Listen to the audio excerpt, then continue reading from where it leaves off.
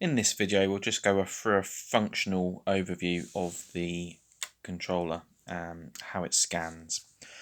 So to start the scanning we press the switch and it will start to scan through these cells. Start. Pick up, hang up. Phone book. Call carer. When we get to the cell we want, we press it again. TV power.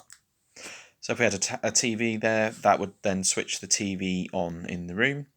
If we wanted to adjust the channel, we could use one of these cells. One of them I have set to a sticky cell, and the other one is a subsidiary cell.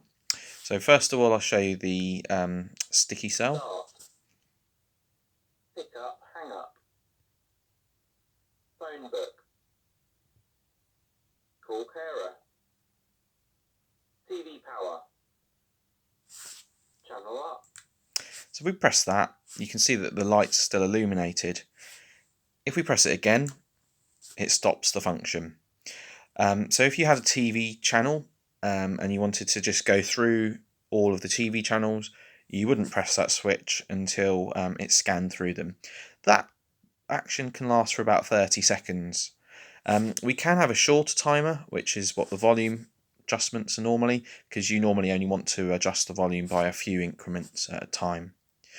We can also do a subsidiary, which is where you press the cell, it highlights, and then as long as you press it again in the highlighted time, you can carry on pressing that to change the channel, for example.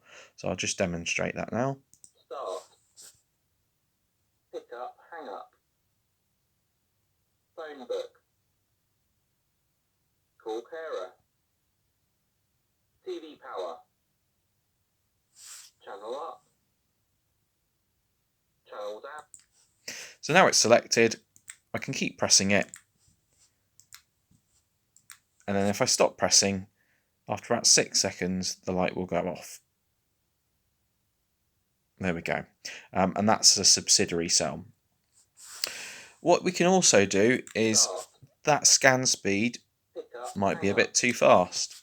So what we can do on the back is we can increase the amount of time it takes to go between each cell by pressing the plus button. Now when we press the switch, Start.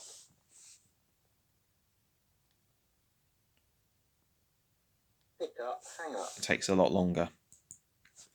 We want to decrease it.